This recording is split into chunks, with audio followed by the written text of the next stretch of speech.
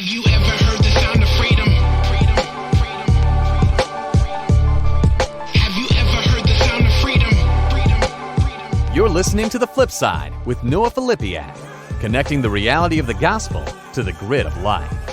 You can support the podcast and pick up some sweet Flipside swag at www.patreon.com/Noah Filipiak. What up, y'all? What up, Flip-Eponymai? Welcome to episode 62. 62 big ones. 62 episodes of The Flip Side. It's a big month. March is going to be a big month for The Flip Side. 2022. We are going to try many new things, and I'm going to need your help. So, we're going to effort to do a weekly episode, a weekly real episode, big episode, the long form. You know I'm doing five-minute flips. Those will continue to come periodically, but every Thursday, tune in, subscribe. We're trying to be like a real podcast and give you an episode on the same day of the week. Every Thursday for the month of March, I'm going to try to give you an episode and just see how it goes. Soon and very soon, we're going to see the King. And soon and very soon, I am going to dabble in video podcasting, dabble in being a YouTube sensation. And so, I'm not going to do that this episode. I'm going to wait to try that out when I'm interviewing somebody or when I have a co-host. I feel like just looking at me talking is not the best way to launch the attempt of YouTube video podcasting. So, what you can do, for those of you that use YouTube, which is more and more of you, go to youtube.com/Noah Filipiak, and you'll find my page. You can subscribe, and you'll see Flipside on there. Those are just audio. Those are automatically posted via Podbean.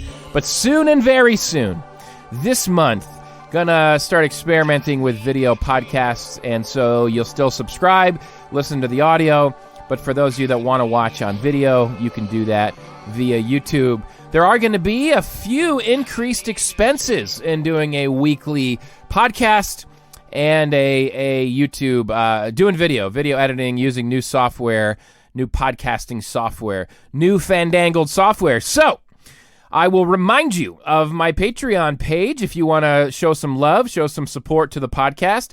Patreon.com/Noah Filipiak, where you can indeed get some sweet Flipside swag while you're at it. And so also a reminder, my church plant you know about, planting Mosaic Church in the city of Grand Rapids, and intentionally part-time at the church. Intentionally part-time with this dream, maybe a delusion, that I can make a part-time salary doing writing and podcasting and blogging. So your support is really helpful in that. It allows me to, with a church plant in a city environment, allows me to not burden the church with a full-time salary, and also allows us to free up some budget to hire some much-needed staff and multi-ethnic staff. So, patreon.com/Noah Filipiak. You're really saving the world, and you get some free Flipside swag. Also, shout out, thank you to Angry Brew for supporting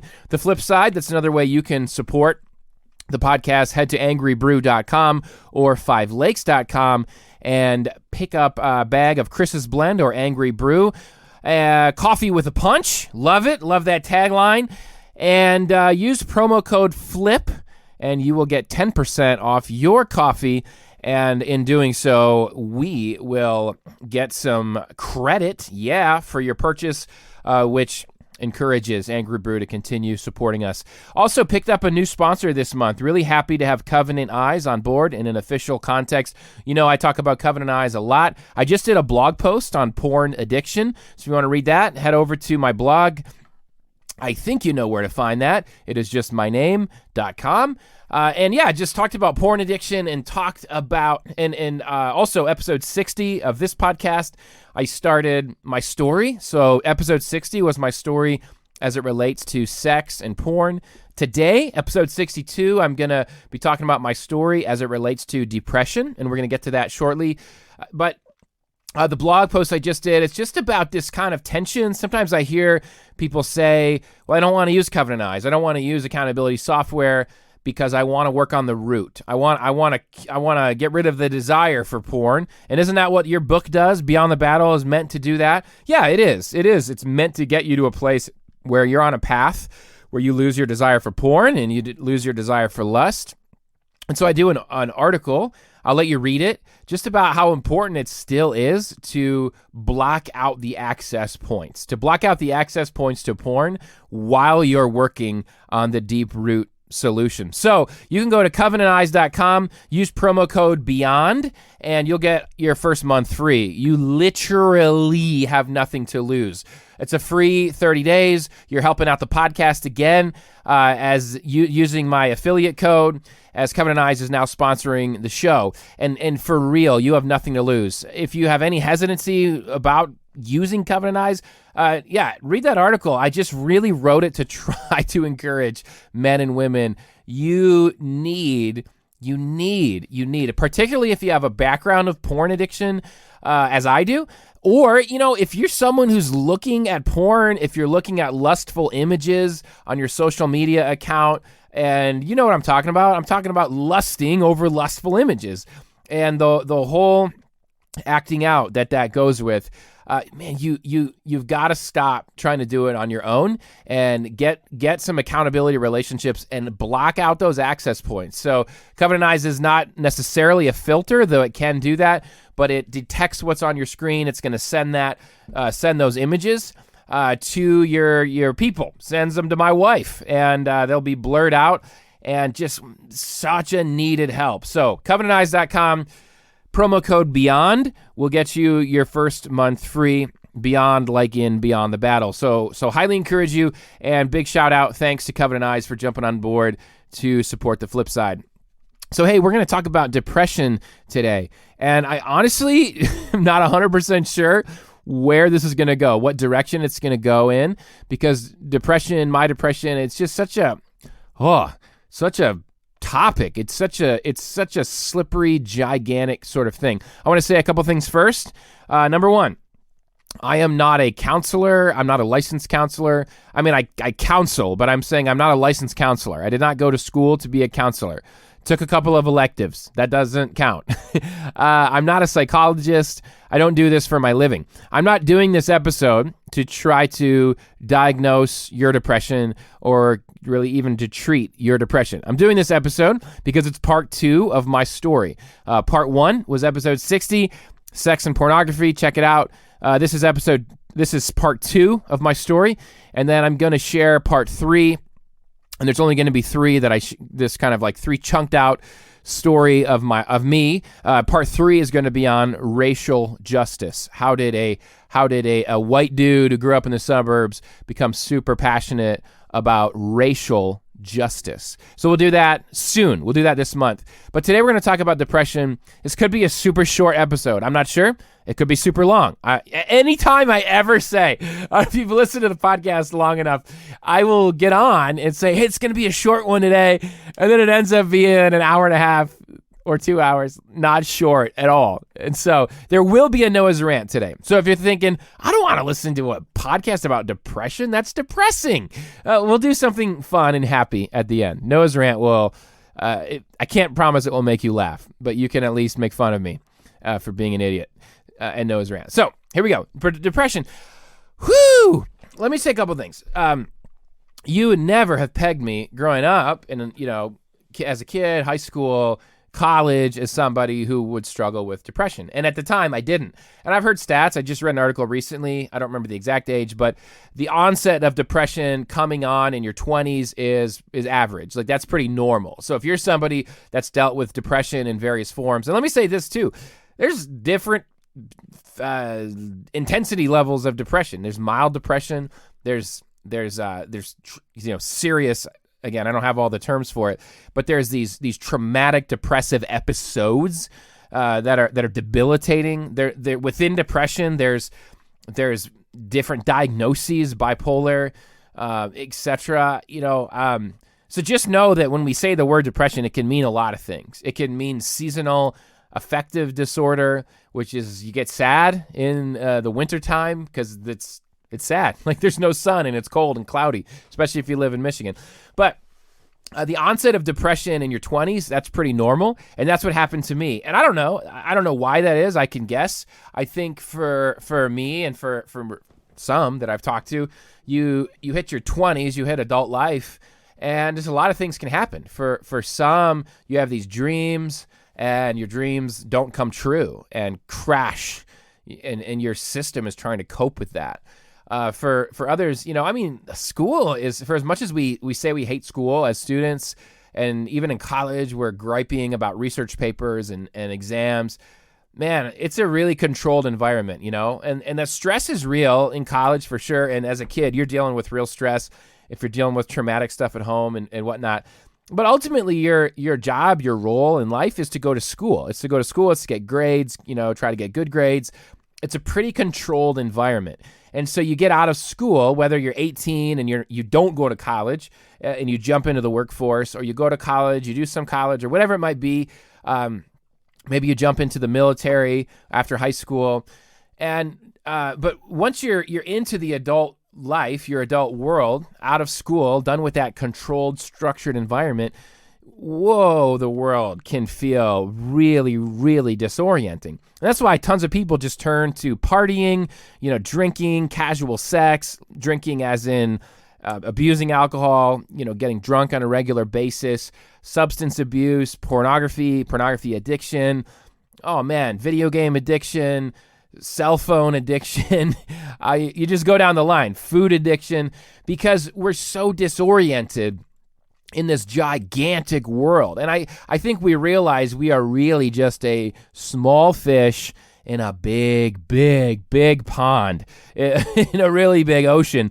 And there's really scary sharks all around. If you're in high school and you have your different social circles, maybe you were the jock, star of the sports team. Nobody really cares about that when you're out, and you're out in the real world. And you might have just been an average high schooler, but you had your circle of friends. You had your little kind of spheres of influence that you held importance in.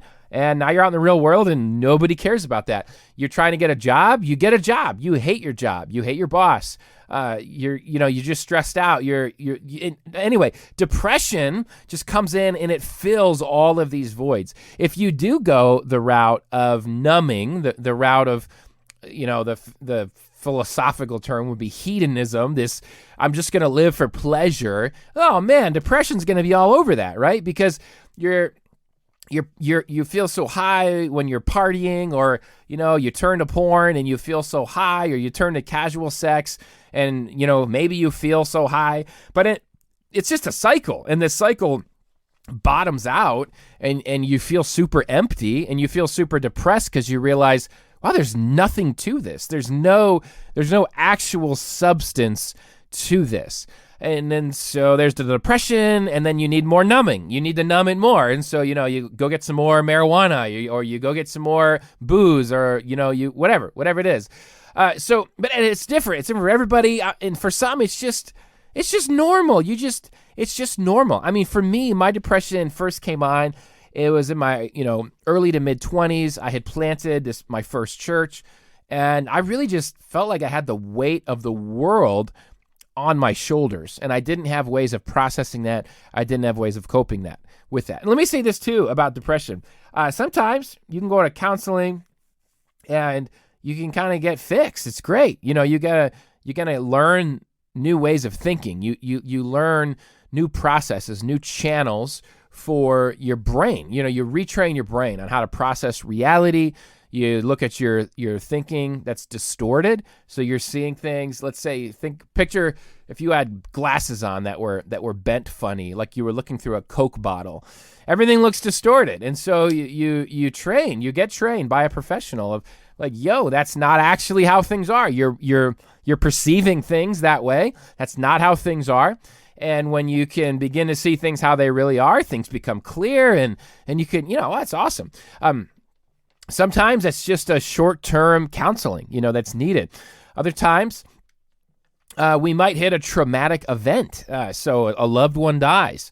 other traumatic events, just reality being shattered before you. And those are real traumatic events that can bring on depression, and that could be in relationship to relationships, right? So you think you're going to marry this person, and then they leave you, or you're in a marriage that's tanking, and you just can't handle it and cope with it, or maybe your spouse leaves you, or maybe there's all these sort of circumstances that can bring on depression. And so for me, the first time around, it was this feeling of the weight of the world on my shoulders, and counseling helped me a ton. I did go on depression medicine, and I would say it was temporary. It was enough to get my head above the water. Sometimes you need the depression medicine so that your symptoms, the symptoms of your body, can be relieved enough for you to be able to do the therapy, so that you can do the therapy thinking you're not so bogged down with this wet blanket of depression that you can get your head above water. You can actually hear what the counselor's saying and, relearn and process things. Let me pause here too, as like I said, I don't know what direction this is going in, but before we get too far into this episode, I want to pause my train of thought and be really clear on why I'm even doing this episode. So this is what I meant to say at the beginning. And I'm not trying to diagnose you, solve you. What I'm saying is this: if you are depressed, first of all, just admit it. Just admit it. I'm depressed. And I want you to know that's okay. I'm depressed too. People look at me and they say, "How could you be depressed, Noah? You have all these things that you look at all these these smiling pictures on Facebook of your wife and your children, and you have your church plant and your book and whatever. You have the Flipside podcast. I mean, come on. What more could anyone want in life? How could you be depressed?" Just know that there's lots of people around you that are struggling with depression, and you can't always see it on the surface, and that it's okay and it's normal if you're struggling with depression. Excuse me. It does not mean you committed a sin. It does not mean God hates you. It does not mean you are a bad Christian. There's lots of kind of archaic Christian thought about depression that hopefully is getting phased out, but we need to address some of it here. Your sin, it's first, your depression is not sin.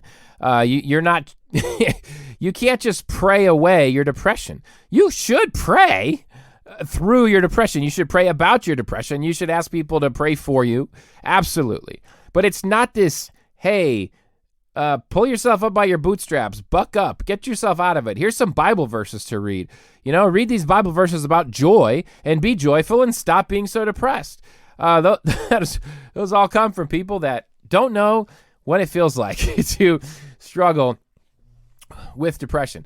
So what I want to tell you is talk to people. You have to talk to people if you're struggling with depression. We got to get rid of the stigma. There's not stigma around depression. God loves you. He loves you. He loves you. He loves you. Your friends will and ought to love you if they're truly friends and people of love. Don't ever let Satan tell you that you have to carry this alone. That's the main reason that I try to talk about depression on the flip side.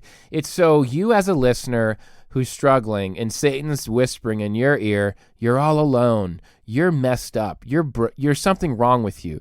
You're the only one that struggles with this. Like, you're such a screw up. Those are all lies. You're not alone. Tons of people struggle with this. I struggle with it. But what you have to do is not try to do it alone. Don't think I'm strong enough. And this is another Christian thing. Memorize these Bible verses. Pray it away. Have more faith. Go to church more. It's like so you can do it all on your own strength. And I don't need to talk to anybody about it. I don't need to talk to my closest friends. I don't need to talk to my pastor. I don't need to talk to a counselor because I'm strong Christian man or strong Christian woman and I can pull myself out of this. No, you can't. Stop it. You can't. The depression breeds from isolation. When you're isolated, that is the breeding ground for depression. So part of the solution is to not isolate yourself, to have really healthy community, have a healthy social life, have healthy habits, be in healthy community, both spiritual Christian community where you're doing discipleship together, where you're playing games together, you're having fun together. Be in healthy community, be in relationship with a counselor.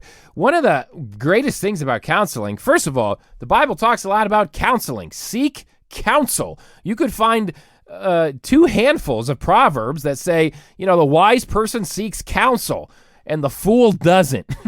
I mean, seeking counsel is just saying, hey, I need some help. I can't do it all on my own. I'm not the best at everything.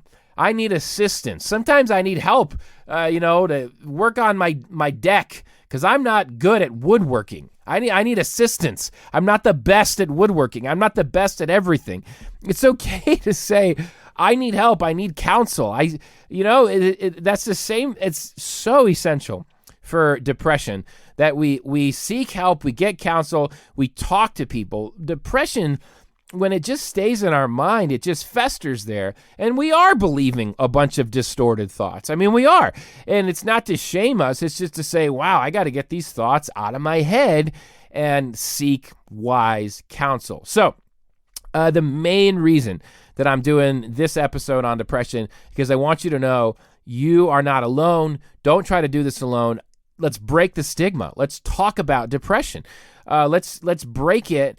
And if it helps you to point to me, Noah, and say, hey, he struggles with it, I get, and he's talking about it. Look, and he survived. He's still alive, and he's still a whole person. I mean, I can talk about it too. I'm not saying you have to talk about it on a podcast or on your Facebook page. I mean, you can. I know some of my friends who do, and it's really helpful to them.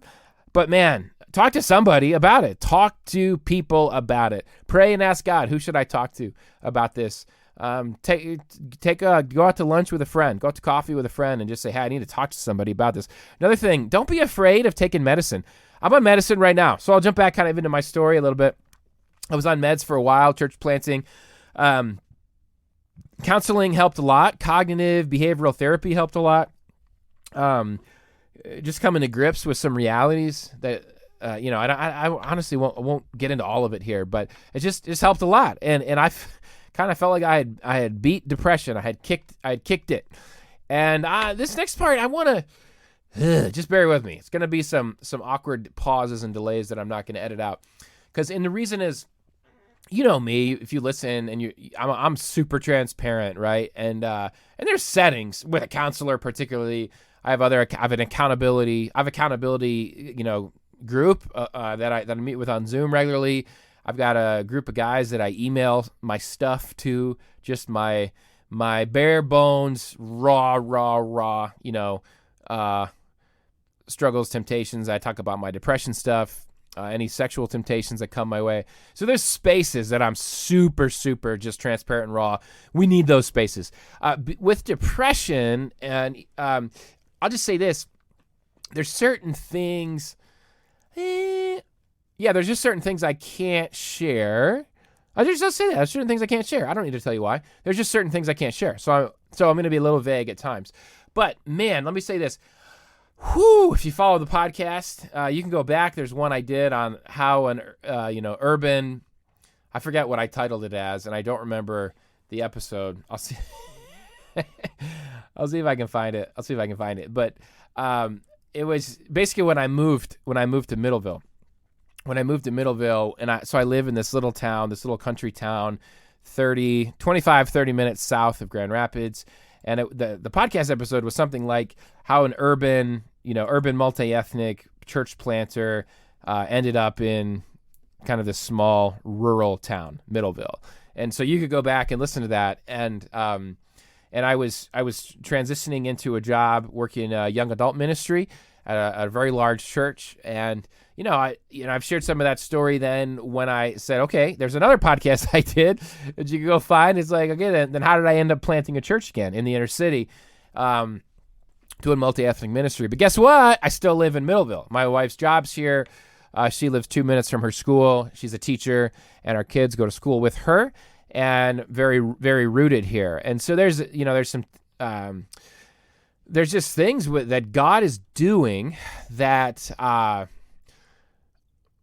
challenging to me, feeling like an integrated person right now. So my heart is in the city. My heart is in urban ministry. It's in multi-ethnic, racial justice ministry. And where I live, it's a barrier to that. It's tough. It's a real barrier to that. But guess what? I'm called to love my wife. I'm called to that her job and her calling are just as important as mine are. And, within that, it's been, what is this, March 22? It's been 3 years of tumultuous career transitions and moving and kind of temporary stops along the way. And frankly, I feel really, really good and settled planting Mosaic and being back. And we'll talk about that more in part 3 of my story about racial justice. But it's episode 15, if you're interested. I just found it. August 23rd, 2019. And it is sort of funny to look at your journey and first of all go, man, that was 2.5 years ago. I remember recording that. I was living at my in-laws' house. We lived in my in-laws' house for 2 months, and that was tough. That was probably the onset of my depression. So back to this topic, back to this episode. Depression really began for me when I moved back to Grand Rapids. And, initially it was, man, I'm living at my in-laws, and they're great. They're fantastic. We had a great relationship. It was just tough. All our stuff was in boxes. We were living in the basement. It was just tough. It just had, it was just a lot of not chaos, but I mean, it felt that way. Like the boxes everywhere. I mean, literally trying to walk through the basement to get to where I slept. It was like you're weaving through 1.5 feet, of path between the boxes, and just, not a lot of, you didn't really have private personal space and all that kind of stuff.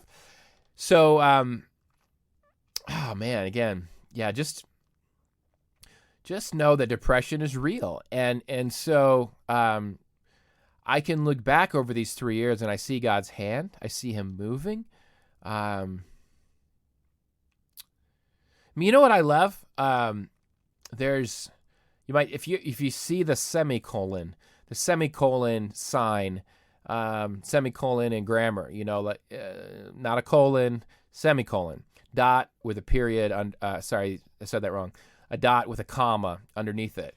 Man, I love that. A couple of friends of mine, husband and wife, they just got that tattooed on their wrist, and I've seen others, posting that the same tattoo on their wrist. And what is a semicolon? What's it mean? In grammar, it means the sentence is not over. So it's a pause, it's a stopping point, but it's not done. It's not a period. And I can tell you this. I'm gonna try to be general here. I can tell you this. I've never in my life, up until 2020, I've never in my life could understand. I could never understand why somebody would take their own life. So now we're talking about a whole nother level of depression, right?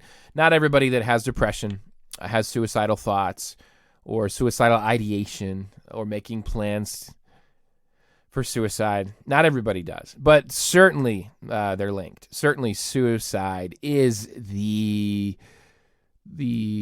final end of a severe bout with depression.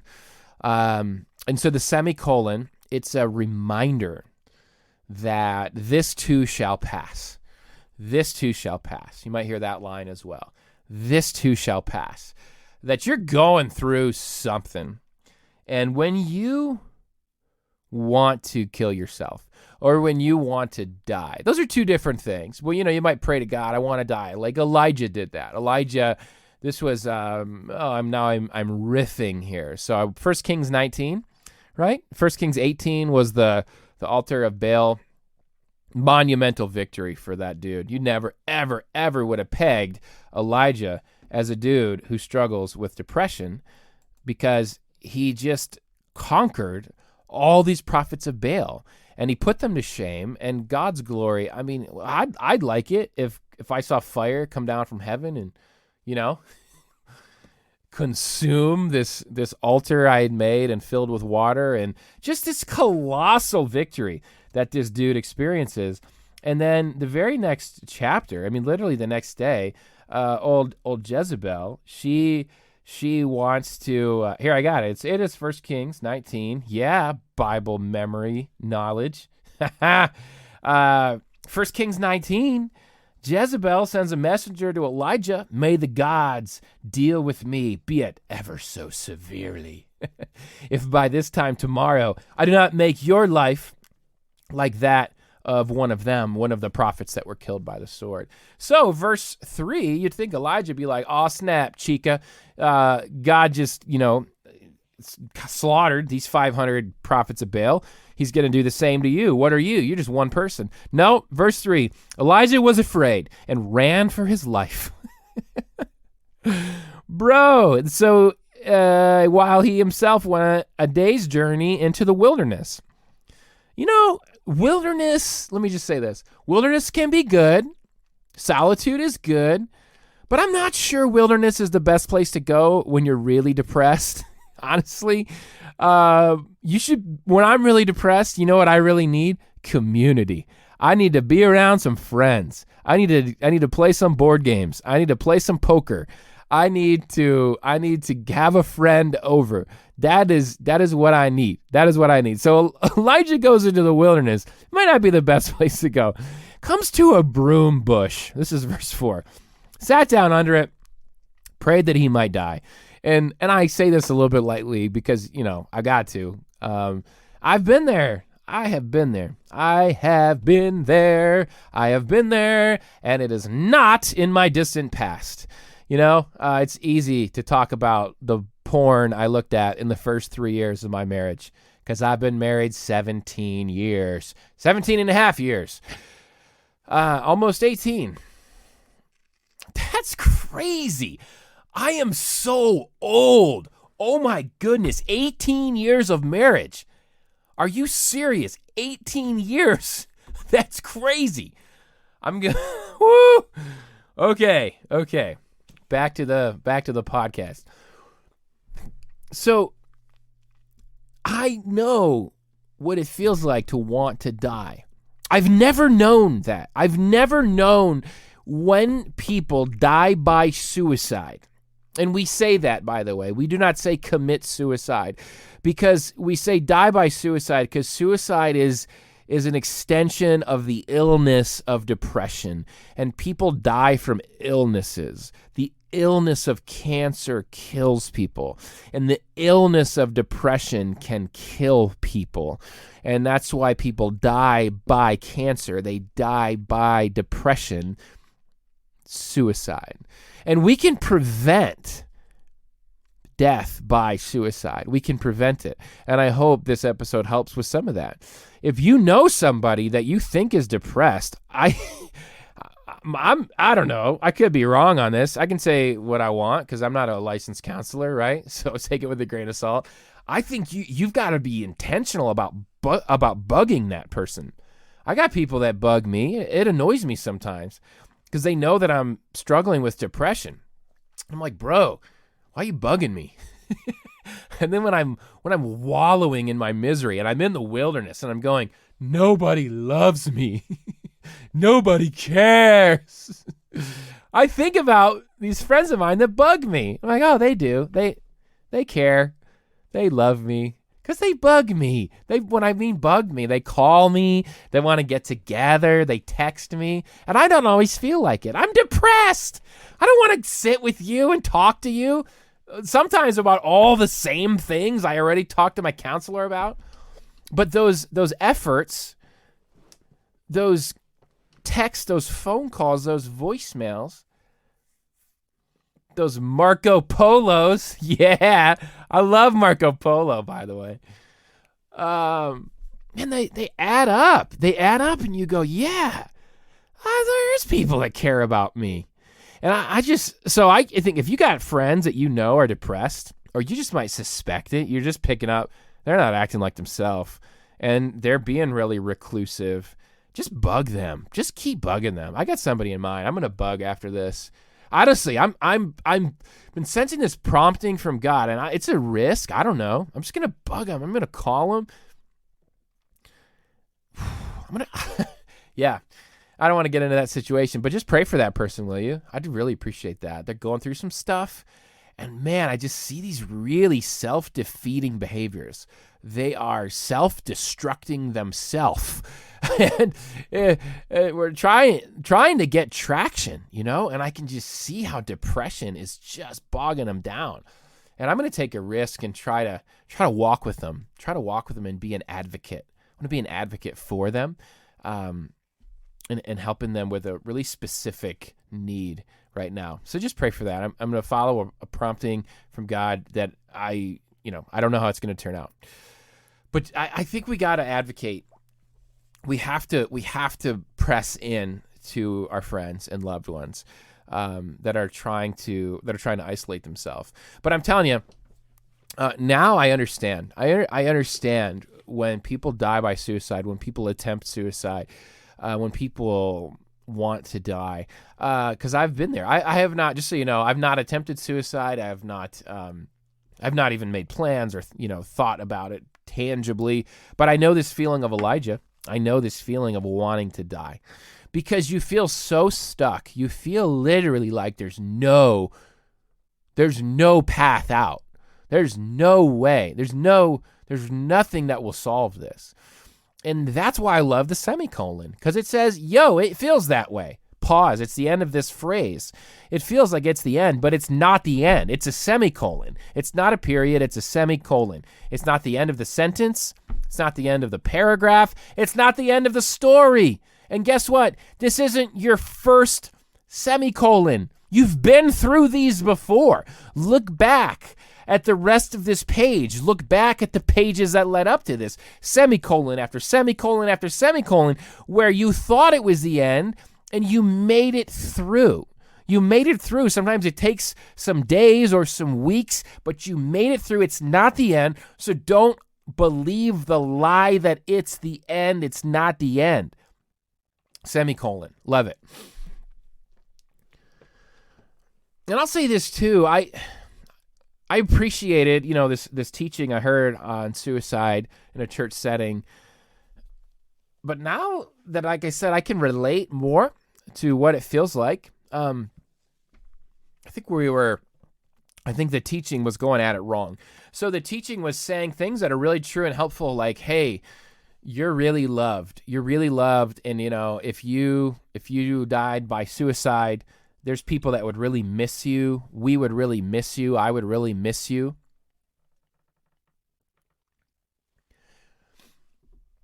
And when you're in that really low point I don't know, something else takes over, right? It's your biochemistry takes over. You're not making clear-headed decisions anymore.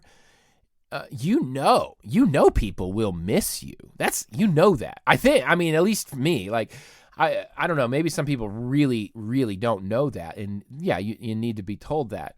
But the feeling is more, it's not about that. It's I literally can't do this.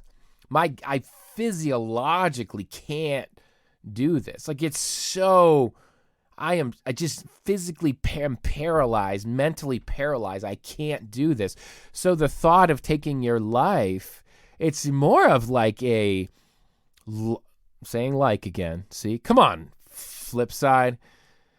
I have a sign in front of me that says the word like with a red X through it. So I will tell you this. Let me get on a tangent here as I get in this really dark stuff about suicide. Lighthearted tangent.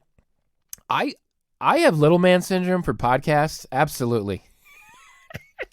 Little man syndrome's like the 5'5" guy trying to play, basketball, and he's got to prove himself that he's as good as the 6'4" guy. I listen to podcasts, and I hear these really well listened to podcasts, and the host says like all the time, and I go, bro, sis does not have the same. Sis does not come off the tongue like bro does. Bro, what? You're saying like all the time. You sound like a middle schooler. All right. That's a Noah's rant. That's a Noah's rant of days gone by. Oh, that's what I could rant on that every episode. The word like, it is the coronavirus of the English language with no vaccine. No vaccine in sight. The flip side is the vaccine. The flip side is the vaccine to the word like in the English language, the coronavirus. All right. When you're in that state, it's not a matter of thinking nobody loves me. It could be, but I'm just speaking for myself. It's I just can't get through this. And that's what I love about the message of this too shall pass. Because there's literal logic, rational logic where you go, well, yeah, that's true. I felt like this before and I did make it through. Semicolon. This isn't the end.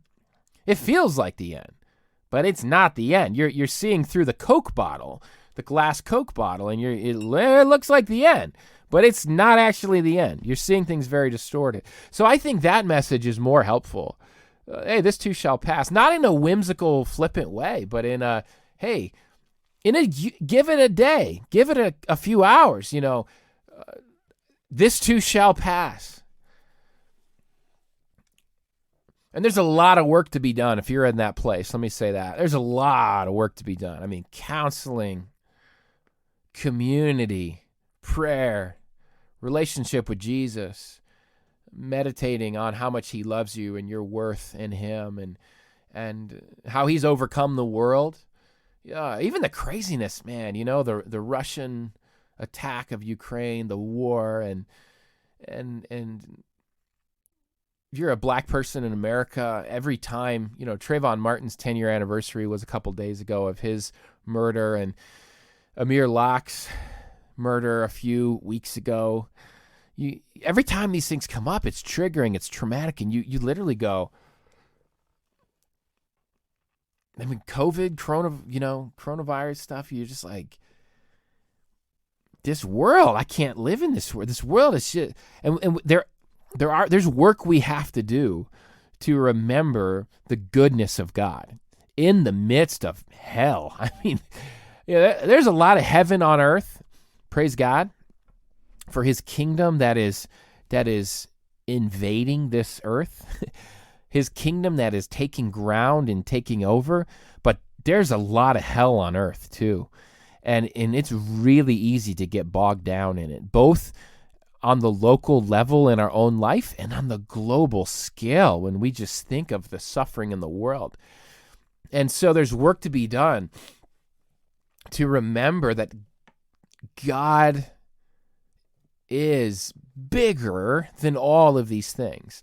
And there is an ultimate hope we have in him. And I think of the slaves in America and the brutal oppression, the brutal evil of slavery. And there is no sugarcoating the evil of slavery. There is no silver lining. Listen, though, to the African spirituals, the Negro spirituals, I should say. They're called the Negro spirituals, and they're songs sung by slaves. Just... I can't read The Cross and the Lynching Tree by James Cone. Oh, man. It'll change your theology of suffering. Let me tell you this. I'll just say this as a blanket statement. I'm not throwing anybody individually under the bus. I've done sermons on suffering. It's important to talk about, you're a white pastor you're a white author. I'm not telling you not to talk about suffering, because it's important that you talk about it to the people in your sphere of influence. But, okay, I said my preface now for my provocative statement. We really need to stop looking to affluent white men to shape our theologies of suffering. We really need to stop that. We need to stop making those books the bestsellers. Oh, man. James Cone, black theologian, The Cross and the Lynching Tree. And let me tell you, I don't care if you don't agree with all of James Cone's theology on every little thing. I don't care. Would you let him lead you in a theology of suffering? Whew. It's extreme. It's a very different approach to suffering than this very Western, very American, very middle upper class, very white privileged view of suffering. Look, and we suffer too. I'm not diminishing your suffering if you're white. I'm not diminishing your suffering if you're white and middle class and well off. There is suffering, but our approach to suffering, our theology of suffering, it's, again, there's going to be awkward pauses on this podcast episode because this is big stuff. This is big stuff.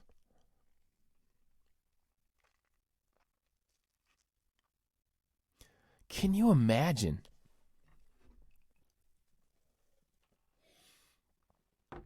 Can you imagine if you're listening to this and you're black? You may want to just skip forward. I don't. This might be traumatic to hear, and I apologize. But I'm saying this. I guess to be honest, I'm saying this to myself. I'm saying this and to white listeners. Can you imagine? I don't want to get into it all. I don't want to talk about how awful the slave trade was, how evil that was, how absolutely evil it was, and how it was led through and through by white Christians, Jesus professing, church going Christians. The slave trade,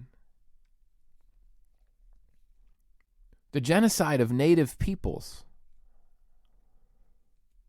the raping and pillaging of native lands and peoples and women and children. And we celebrate Christopher Columbus Day. Oh.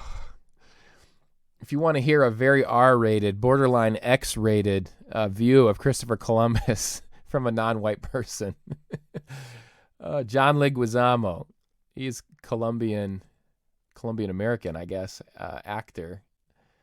He plays Bruno in Encanto, and many other acting, and his long resume.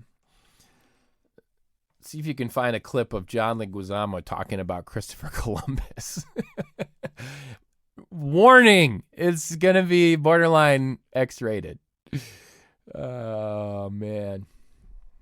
But the suffering and the evil done to people of color, native people that are now called Latino, Latina, Latinx peoples, African Americans. Oh, the slave trade. I mean,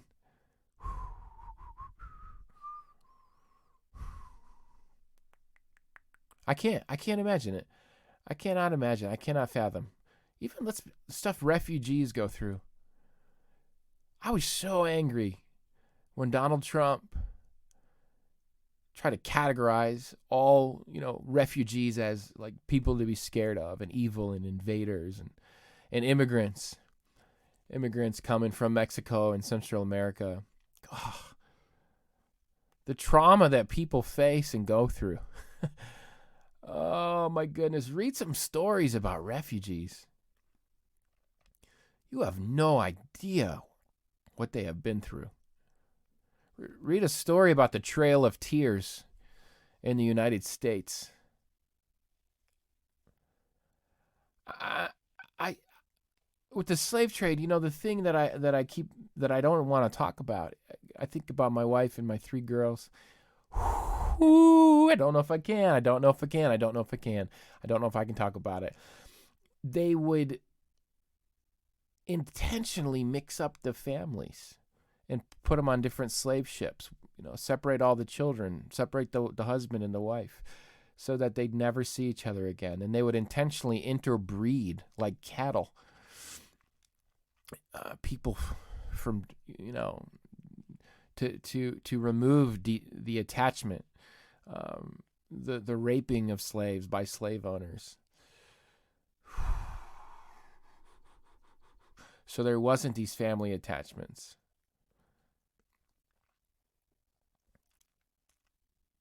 So African Americans can't trace their ancestry, only to a certain point,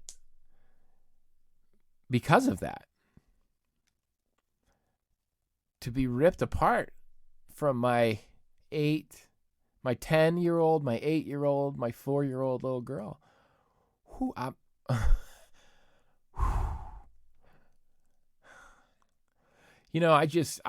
am I talking about this on this? I'm talking about my story, depression.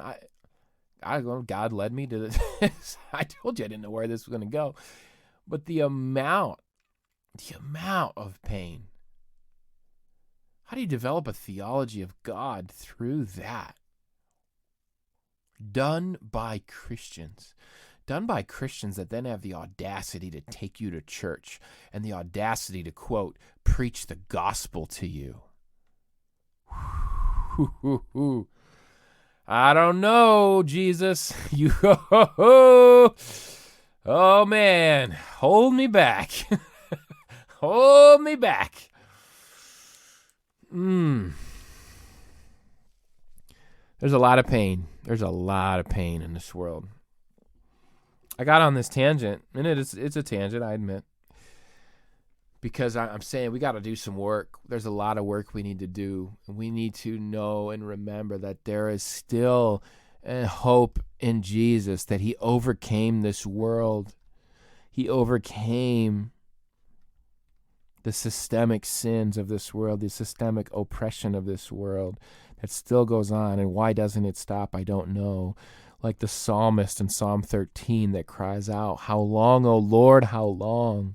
How long will you hide your face from me?"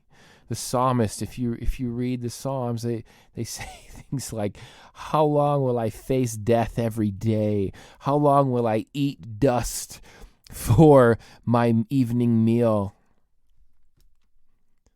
How long will my bones ache within me? How long will my oppressors stand over me and gloat over me?" These are all in the Psalms. The Psalms are prayers of pain, of suffering, of depression. And Jesus still wins, and we have to hold on to Jesus. We have to. I'm not saying he's going to fix your depression. I'm not saying he's going to fix your circumstance. He didn't fix it to those psalmists. Those psalmists spoke of an eternal hope, of a long-term victory. And they spoke of God as their shelter through the storm, not of the storm going away, but a shelter through it. They spoke of God as their refuge and strength. In the middle of the war didn't stop around them, but they had a refuge within it. We've got to do the work. We've got to do the work. We've got to do the work. I'm doing the work. I'm doing the work. I'm doing the work. I got a lot of tough people that I talk to about this stuff. I got a lot of people that love me and care about me and check in on me, and I need it. I need it all. I need it all. I need it all. If you're feeling stuck, This too shall pass. This too shall pass. I'm going to throw this out. I listen to a lot of United Pursuit. Oh, I love United Pursuit. I particularly love the songs Will Reagan does with United Pursuit. I got a playlist. I play it almost all the time. I made a little short list of songs that have really gotten me through these last 3 years, to be honest with you. I'm trying to pull up my playlist here very slowly on Amazon Music. My computer is very slowly trying to open itself. This is good radio, isn't it? We take this time to remind you that the Flip Side is brought to you by Covenant Eyes. CovenantEyes.com. Use promo code BEYOND. And Angry Brew. Use promo code FLIP to get 10% off your order. And now we're back. Amazon Music has opened. I am still trying to open the playlist. I have a very old MacBook. It is like an old Honda Civic. It just keeps chugging and chugging and chugging because it's a great machine. But as the years go by, it chugs a little bit slower and a little bit more black smoke comes out from the back as it goes. Oh, man. All right, here's my playlist. I'm not playing it for you. I don't even know if I'm allowed to do that with copyright. But I'm going to give you some of the songs. So United Pursuit, a couple of these songs that have really, really helped me. To the Very End. Oh, snap. Oh, snap. I just sent that song to somebody today, To the Very End. Oh, look that song up. Read the lyrics. Listen to it. What I love about these songs that United Pursuit do, they are not, by and large, just your contemporary worship songs. I'm not trying to bash on contemporary worship songs, but contemporary worship songs, I'll bash a little bit. I'll do a little. Okay, if you insist, flip upon them. Contemporary worship songs are a bit superficial. You know, they're the same. God works in them, and Holy Spirit for sure, absolutely works in me. I love it. But they're a bit. They don't really, to me, leave room. They don't leave room for God to speak to me. It's a lot of noise. It's a lot of talking. It's a difference between praying, even, lots of requests, versus meditating and hearing the voice of God. I feel like United Pursuit songs, they intentionally, with the way the music is done and the lyrics, they leave room for God. And they're raw. They are raw and honest. They talk about depression. They talk about some of the things the Psalms talk about. Doubt. They talk about doubt. And there's a lot of celebratory ones they do as well. So To the Very End, man, I'm not going to give you too many, because if I give you too many, I know you won't listen to them. You're like, hey, you just gave me 25 songs. I can't listen to all those. I'm only going to give you a couple. To the Very End. Did you get it? Did you get that one? It's from the album In the Night Season, To the Very End. You can find it on YouTube. You can find it anywhere. The next one, Running in Circles. Oh, snap. Running in Circles. So good. Those are my top two. There's another great song. It's not on my top playlist, but it's called Feeling Low. It's called Feeling Low. And, we're talking about depression, right? So I'll throw that one out there, Feeling Low. But, man, To the Very End, just listen to it. Just sing it. Sing it as a prayer. Pray. It prays like a psalm. It prays like the psalmist, just like crying out to God. I'm talking about crying out. It's a soul cry to God. God loves that. God loves that. You can cry out to God. Put these songs on loop when you're feeling depressed. Crying out to God. Crying out. United Pursuit, To the Very End, Running in Circles. Yes, Lord, we say yes. I think I might wrap up there. This has been good. This is just part of my story, I'm on meds again, by the way. there's no shame in that. It's fine. It's fine. Oh, and one more thing I'll say. Yeah, I can just use little thoughts that come to me. Depression, for many at least, it's just an illness thing. It's hereditary sometimes. Sometimes it can come on because of a circumstance, but it's a brain chemical thing. And so I just thought it's with the medicine stuff. I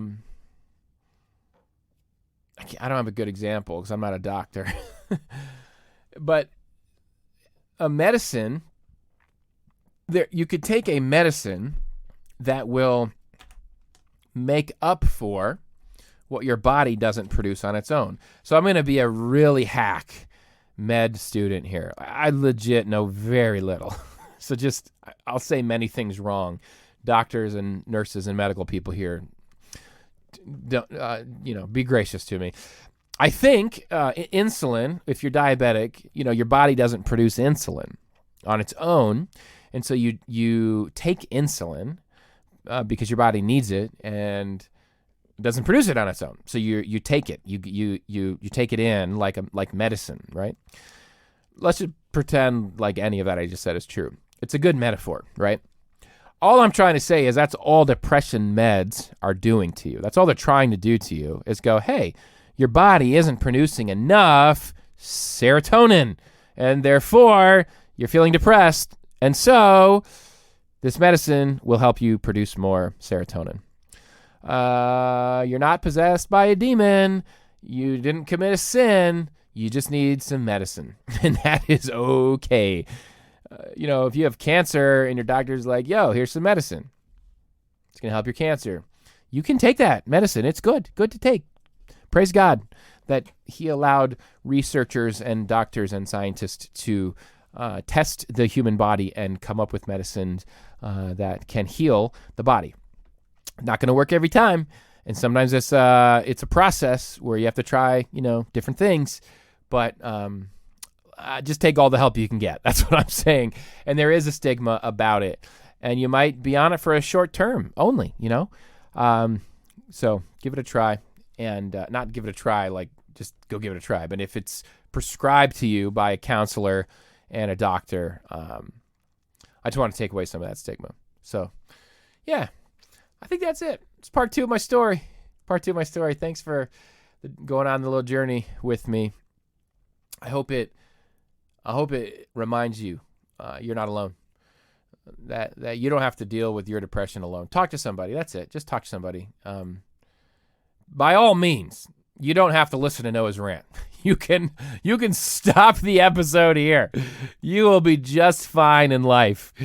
If you need to stop right now and call a friend, phone a friend. Remember Regis Philbin? Who Wants to Be a Millionaire? That show is great. That was actually back when I actually watched TV back in the day, before reality shows were around. Phone a friend. I want to phone a friend, Regis. Phone a friend. Text a friend. Marco Polo a friend. I want Marco Polo to sponsor the Flip Side. Except I hate their paid plan. Oh my goodness, they sucker you in. They get you going. It used to be free. You could speed up the messages of the people talking to you. So you could listen to a 10-minute message in 3 minutes. And then they took it away after you're addicted to it. Your brain must have it. And they're like, hey, yeah, you can have this for $150 a year or whatever it costs now. It's terrible. And now I will never, ever pay for it just out of spite, just out of my own stubbornness to say, ha, you thought you pulled a fast one on me. Well, I'm going to pull one on you, and I'm always going to only use the free plan. That's actually not the nose rant today. That's just it's like, it could be like, hey, he's ranting, but he never played the intro. That's a free one. Brought to you by Angry Brew. What on earth was I talking about? Oh, yeah, phone a friend. you don't have to listen to his rant. Call somebody, text somebody, reach out to somebody. Yo, you can reach out to me. That's cool. I can try to just encourage you. Just encourage you to talk to somebody. Get in touch. Sometimes, if you've never been to counseling, it's really scary, right?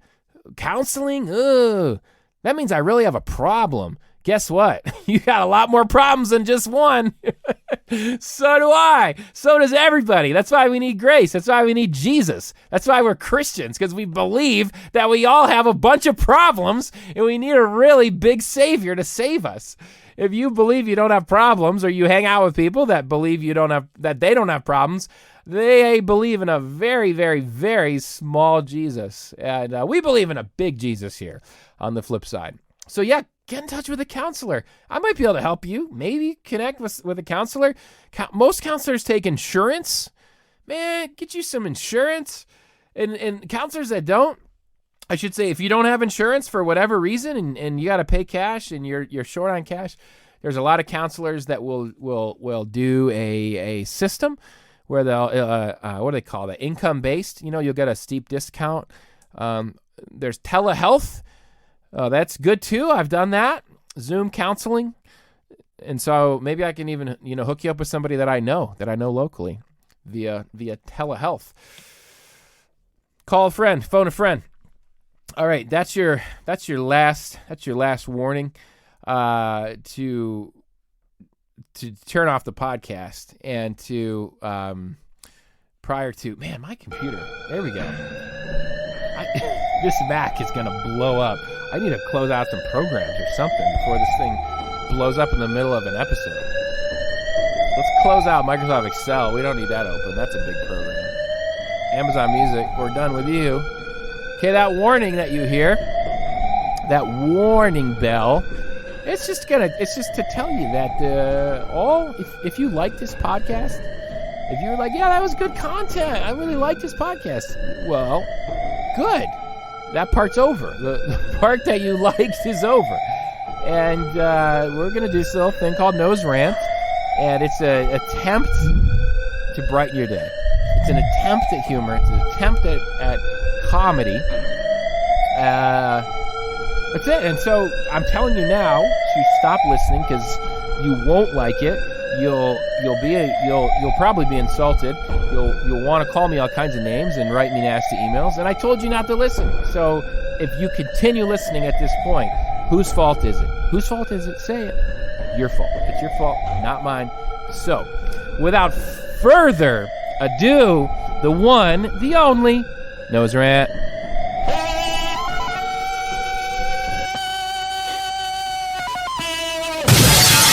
Noah's Rant. Noah's Rant. All right, I told you earlier, I got 3 daughters, age 10, age 8, and age 4. You know what that means? We got lots of mermaid paraphernalia in this house. I don't know what it is with mermaids and unicorns, but man, I wish I could trademark those. Whoever got the trademark on unicorns, a whole horse with a horn sticking out of its head, is rainbow, and I think sometimes they poop cupcakes, depending on what kids' book you read. Man, unicorns, that is a moneymaker right there. If you got a dime for every time a unicorn was printed on any product, oh man, you could put Amazon out of business. Mermaids, same. Little girls are obsessed with mermaids. And I got some issues with this. Just think about it. This culture comes at us, and we think nothing of it. We're blind. We are blind to culture and the negative stimulus of culture, the corruption of our mind via culture. I got a whole rant on nursery rhymes. This is not it. We're going to get there later. But you want to know why our society is so messed up? Why our children grow up to be these messed up adults? Let me give you one reason. Mermaids. mermaids.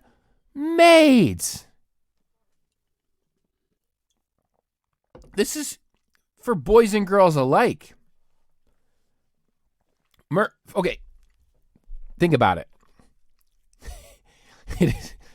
It is half woman, half fish. Okay? Most of the time, when a mermaid is used in a story, even a little kid's story, even a little Disney Little Mermaid story, usually the connotation of the mermaid is romantic. There is a romantic connection between this half fish, half woman, always in this skimpy little shell bikini. That's also disturbing. Sorry. Trying not to be triggering here. Hey, let's put some shells on her and we'll call her good. We'll call her fit for children. She's naked with a fishtail for legs. Yeah, but she's got shells on her chest, so we're all good. We're fine. Let's make a love story out of a half fish, half naked woman and a dude. He's like, the dude's walking around the earth. There's all these attractive women everywhere. There's so many women to choose from. How will I ever choose? But then he meets a mermaid and he goes, whoa, whoa, whoa, whoa. That woman is half fish. That woman, instead of legs, has a fish tail. I must have her. I am smitten. I can just imagine the rest of our lives together. Meeting together on the shore. Me, up to my waist in water and her, and we'll just, we'll just build a house there. We'll build a house in the sand. Oh, it's so weird. Let me say a couple things. Fish stink. Fish stink. They stink. They stink. They stink. They stink. They stink. They stink. We say things like, that smells like fish. There's only a few things we say that about. That smells like poop, or fill in the blank of whatever word you'd like to use instead. That's one thing we say. That's pretty much it. We have two lines in our culture. One of them is it smells like poop, and the other one is it smells like fish. And so we took the second smelliest thing on the planet and we created a being that is made of half of that for men to fall in love with and for little girls to become obsessed with. My mother-in-law, shout out, she knit these mermaid tail blankets for my daughters. They're not blankets, you get into them. It's you put your legs in them and then sleep in them. It's very cute. So my daughters can pretend like they're mermaids. Hey, Mom and Dad, I'm half fish. I smell terrible. And think about, we eat fish. If you took this and to put any other creature on it, why are we okay with it as a fish? Hey, this is a little story. I don't know, why are they called mermaids too? Mermaids and merman? I don't know. But what if they were half chicken? Half woman, half chicken. And make sure you make the top part of the woman really attractive as you can. And put some hay on her chest to cover her up. And then the bottom of her is going to be a chicken legs. And we'll give her maybe some wings. I don't know, like, does she have wings or arms? I don't know. But she's like clunking around. She's running around the barn. And then the farmer falls in love with her. And there's this big controversy. And we're going to make this big Disney story around it. We'll put it to music. And then girls all over the world are going to want these mermaid chickens, chick maids, mer chicks. I know you're not supposed to say chicks, but that's funny, right? Chickens, chicks. You get it? Merchicks? Okay. All right. They're going to put them on their pillowcases and on their wallpaper. That's really messed up. You would say, that's so messed up. Oh, look, she laid an egg. You're going to have a little baby. But you can't because you ate it. You ate the egg for breakfast because it's just going to resist. Or you hard-boiled it. That's a really demented story. You would say, what deranged individual thought of this mad scientist concoction to make little girls want to be like them? What are you for Halloween, little girl? Oh, I'm a merchick. I got chicken butt, chicken legs. I lay eggs, and I got a little tube top of hay around my top, so my cute little belly button can show. And I go around laying eggs and my little chicken feet. I have an issue with this. I have an issue with it. Next time you order fish for dinner, next time you eat fish sticks, next time you serve fish sticks to your children, do people still do that? I hope so. Remember how messed up mermaids are, and ask yourself, how are you raising your children? With what? I don't know how this rant is going to end. I'm done. I got nothing else. This is all I got. I've said everything that I want to say to you about mermaids. I really hope you've enjoyed this rant on mermaids, because if we're honest, it is jacked up. There is what? I got one more thing to say. What if they flipped it around? What if the mermaids had a woman's legs and a fish's torso and head? It can live on land. It's running around. It's like, we gotta cover up her little naked butt and, front part like Eve, and all the little kids' Bible stories. Eve always has got a strategically placed tree or bush or vine of some kind is strategically placed with Adam and Eve to kind of cover up their unmentionables.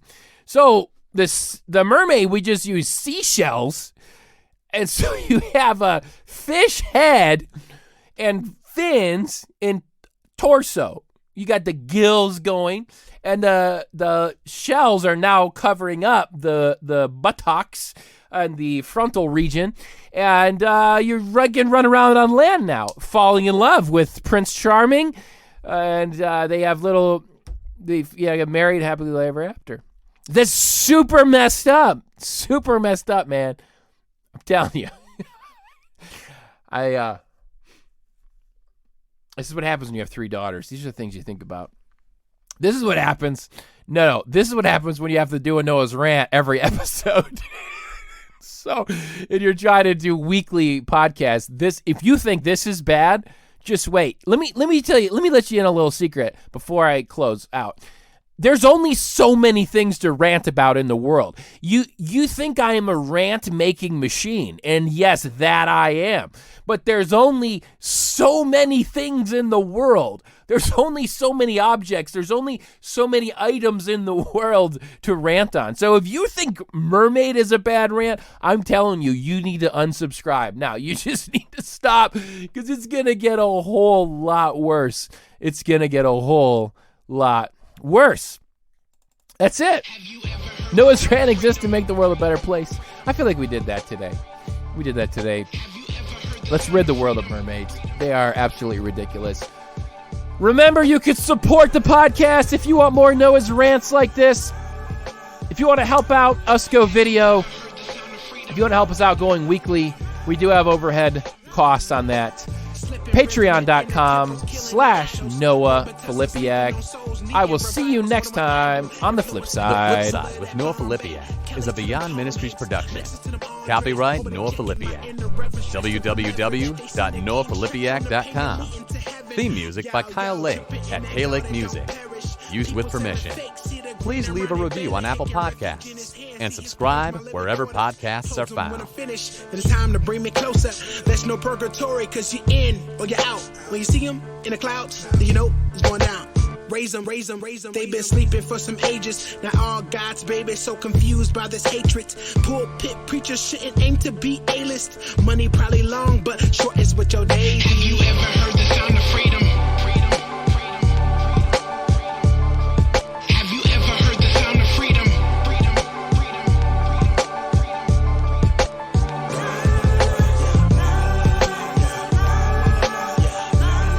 Have you ever heard the sound of freedom?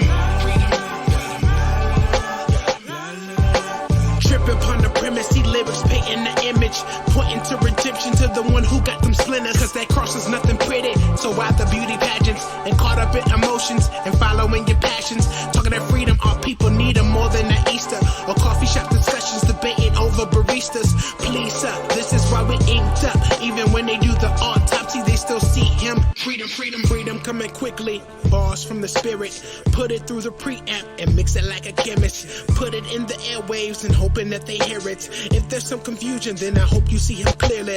Raise them, raise them, raise them. They've been sleeping for some ages. Now all God's babies so confused by this hatred. Pulpit preachers shouldn't aim to be A-list. Money probably long, but short is what your days is.